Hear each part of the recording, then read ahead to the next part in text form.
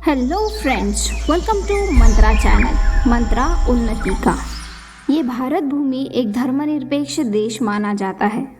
मैं माना जाता है इसलिए कह रही हूँ क्योंकि इस देश की वर्तमान स्थिति मुझे इस देश को धर्मनिरपेक्ष कहने से रोकती है। इस जम्बूद्वीप पर सदियों से अनेक वेशभूषा, मान्यता, रंग, धर्म और विचारों के लोग एक साथ हैं। भले ही उनमें मतभेद है, मान्यताएं, त्योहार अलग है, पर हमारा संविधान सभी धर्म, जाति, पंथों को एक साथ रहने की और अपने संस्कृति और रीति रिवाजों की हिफाजत कर एक साथ मिलजुल कर देश चलाने की स्वतंत्रता हर व्यक्ति को प्रदान करता है।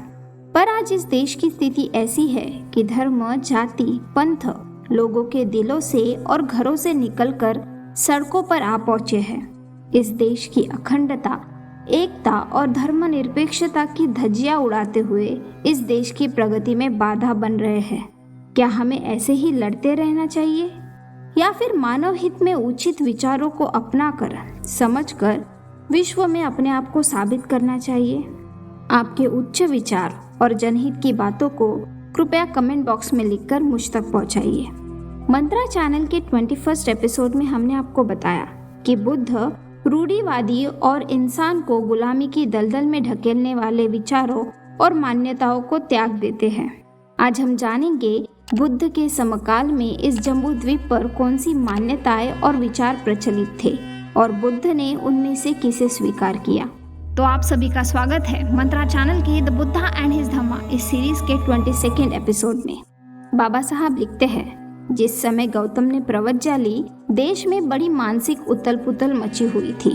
अनेकों दार्शनिक मत प्रचलित थे। उनमें से कम 6 ध्यान देने योग्य थे। इनमें से प्रथम पूर्ण काश्यप का मत था अक्रियावाद। उसका मत था अच्छे अथवा बुरे कर्मों का आत्मा पर कोई असर नहीं होता। मरने के बाद इंसान के शरीर के सभी तत्व उन तत्वों में जा मिलते हैं जिनसे वो बना होता है। मरने के बाद कुछ भी नहीं बचता, ना आत्मा ना शरीर। दूसरी विचारधारा का नाम था नियतिवाद। इसके मुख्य उपदेशक का नाम था मक्खली गोशा। उसका मत एक प्रकार का निश्चयवाद था। सब कुछ नियति पर निर्भर करता है। ना कोई कुछ कर सकता है, ना कोई कुछ बदल सकता है, ना दुख मिटा सकता है, ना कोई उसे घटा सकता है। आदमी पर संसार में जो कुछ भी बीतने को है वो बीतकर ही रहेगा। तीसरा मत उच्छेदवाद कहलाता था।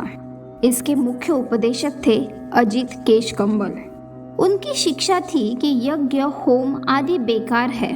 आदमी दुख के कुछ तत्वों से बना है और ऐसे कोई कर्मफल नहीं होते जिन्हें आत्मा भोग सके या फिर उसे भुगतने पड़े।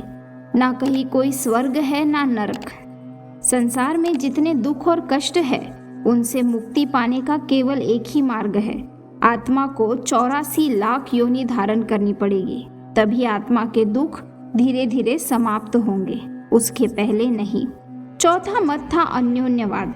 उसके मुखिया का नाम था पखुद कच्छायन। उसका उपदेश था कि 7 तत्वों से प्राणी का निर्माण हुआ है। पृथ्वी, जल, वायु, तेज, सुख, दुख और आत्मा। ये सभी तत्व भिन्न होते हैं। इसका एक दूसरे पर कोई प्रभाव नहीं पड़ता। इन तत्वों का किसी तरह नाश नहीं होता। यदि किसी आदमी का गला काट दिया जाए तो ये मरना नहीं होता। इसका मतलब है कि शस्त्र ने 7 तत्वों में प्रवेश कर लिया।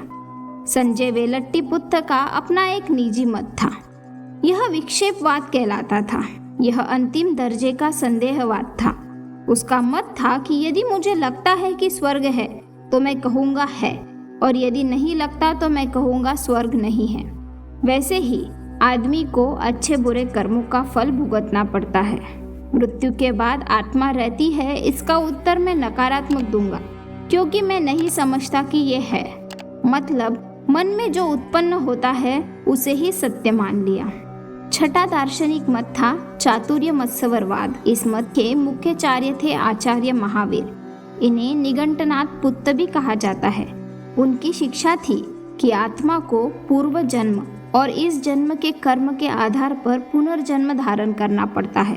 इसीलिए तपस्या से पाप कर्मों का नाश करना चाहिए और बुरे कर्मों को होने से टालने के लिए महावीर ने 4 नियम अर्थात चातुर्याम धर्म का उपदेश दिया। पहला, हिंसा न करना। दूसरा, चोरी न करना। तीसरा, झूठ न बोलना। और चौथा, ब्रह्मचर्य व्रत का पालन करना। बुद्ध ने इन दार्शनिकों में से किसी भी मत को स्वीकार नहीं किया। बुद्ध का कहना था कि यदि पूर्ण कश्यप का मत स्वीकार करते हैं तो फिर पाप और पुण्य का फर्क मिट जाएगा। आदमी बिना सामाजिक जिम्मेदारी को स्वीकार किए, बिना परिणामों की चिंता किए बुराई कर सकता है। यदि मक्कली गोशाल का मत स्वीकार करे तो आदमी भाग्य के हाथ का खिलौना बन जाएगा। अपने बंधनों को तोड़ने का कोई विकल्प नहीं बचेगा। यदि अजीत केशकमल के मतों को मान लिया जाए तो आदमी के लिए खाने पीने और मौज करते हुए 84 लाख योनियों को पार कर दुख खत्म करना यही बाकी रहेगा। बाकी कुछ करने की जरूरत ही नहीं पड़ेगी। यदि संजय वेलट्टी पुत्र का सिद्धांत सही मान लिया जाए तो पानी पर यूं ही बहते रहने की तरह आदमी का जीवन निरुद्देश्य हो जाएगा। यदि निगंटनाथ पुत्र का सिद्धांत सही हो तो आदमी का जीवन अपनी ही काया का द्वेष करने में और तपश्चर्या के अधीन बीत जाएगा। आदमी की इच्छाओं और स्वाभाविक प्रवृत्तियों को सर्वथा रोककर त्याग कर जीवन बिताना पड़ेगा। ये सभी विचार बुद्ध को निराशावादी और असहाय लगे, भले बुरे कर्म से सर्वथा उदासीन लगे, इसलिए उन्होंने इनमें से किसी भी मत को स्वीकार नहीं किया। तो मिलते हैं नेक्स्ट एपिसोड में, जहां हम जानेंगे बुद्ध ने इंसानों के रूढ़िवादी विचारों को नए विचारों में कैसे बदला।